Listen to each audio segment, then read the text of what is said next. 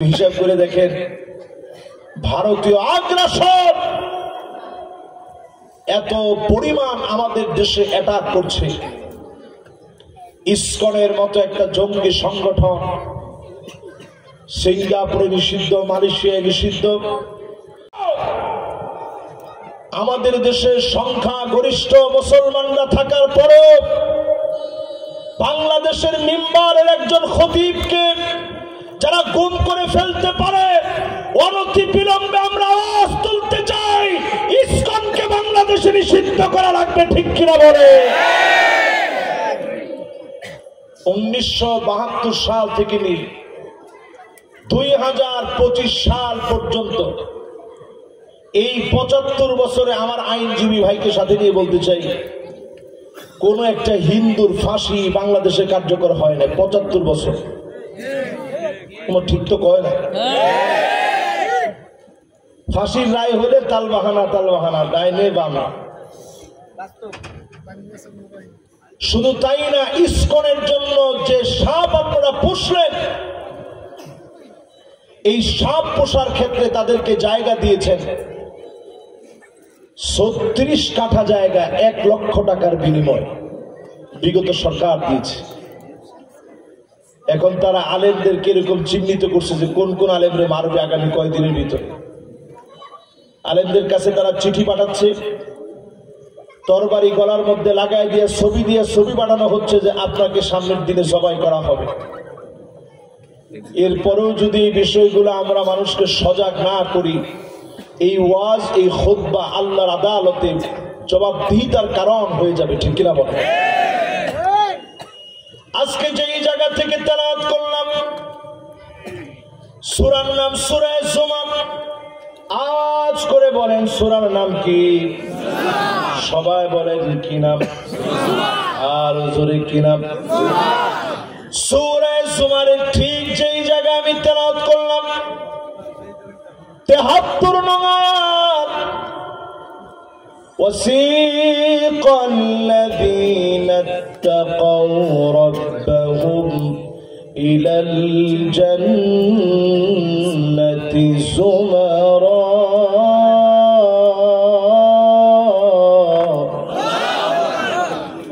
দলে দলে সেদিন জান্নাতের দিকে নিয়ে যাওয়া হবে। জোরে কোন? কিসে কিসে? দলে দলে। আরো জোরে, কিসে কিসে? দলে দলে। তো বাংলাদেশে কি দল কম আছে নাকি? হুজুর, আমরা তো আছি দলে দলে। 2-3 জন মিললে আমাদের মধ্যে একটা দল। এটা খালি আমি সাধারণ লোকদের কথা বলি না, আলেমদের মধ্যে দলাদলি কম না বেশি? কেউ মনে কষ্ট নিয়েন না, দুঃখ নিয়েন না। আল্লাহর হাবিবের উপর আয়াত নাযিল হলো,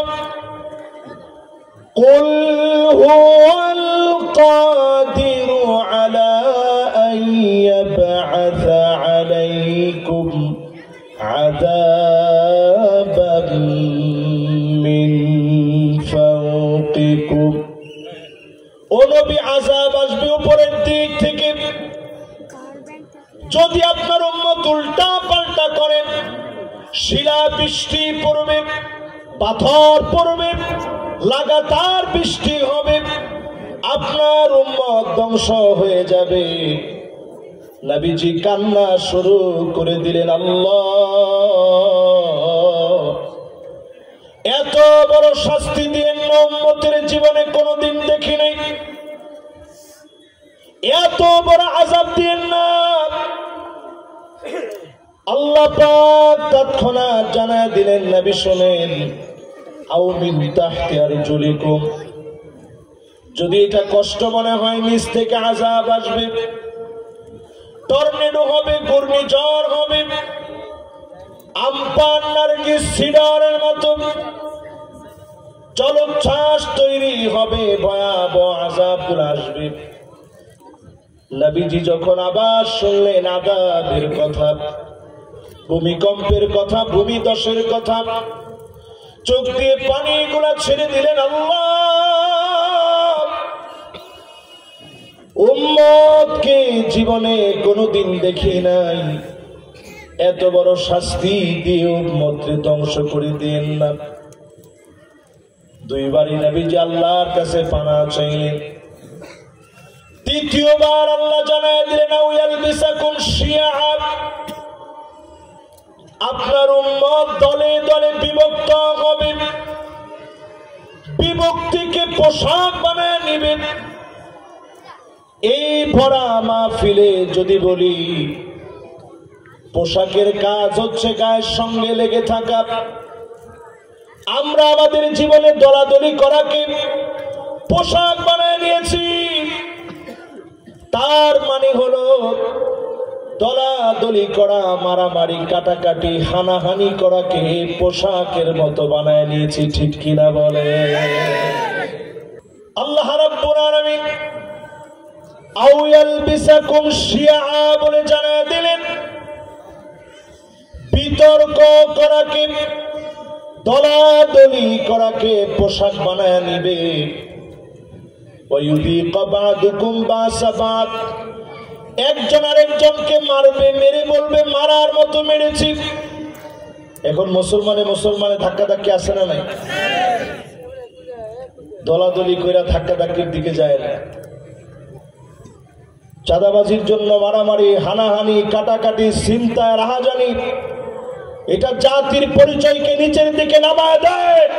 বাংলাদেশে 5 আগস্টের পরে এই চিত্র বাংলার জনগণ দেখতে চায় না।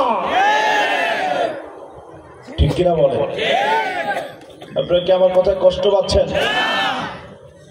নবীজিকে প্রথম অংশ দেওয়া হলো উপরের দিক থেকে আযাব আসবে, নবীজি বললেন আল্লাহ এটা দিয়ে না। দ্বিতীয় অপশন দেওয়া হলো আযাব আসবে নিচ থেকে, ভূমিকম্প হবে, টর্নেডো হবে, জলোচ্ছ্বাস হবে, নবীজি বললেন আল্লাহ এটা দিয়ে না। 3 নম্বর অপশন দেওয়া হলো তাইলে আপনার উম্মতরা দলে দলে বিভক্ত হবে। নবীজি বললেন আহওয়ান ওয়া আইসার, আগের দুইটার চাইতে অন্তত এটা সহজ হবে। ভাই ভাই বেশি দিন দূরত্ব থাকবে না, অবশ্য একদিন ঠিক হয়ে যাবে। আজকে দেখেন বাংলাদেশের ভাগ্যাকাশে 54টা বছর শেষ হয়ে গেছে। আমরা যদি এখন আজ তুলতে পারি 54 বছরে সব দেখা শেষ, সামনে হবে আল কোরআনের বাংলাদেশ।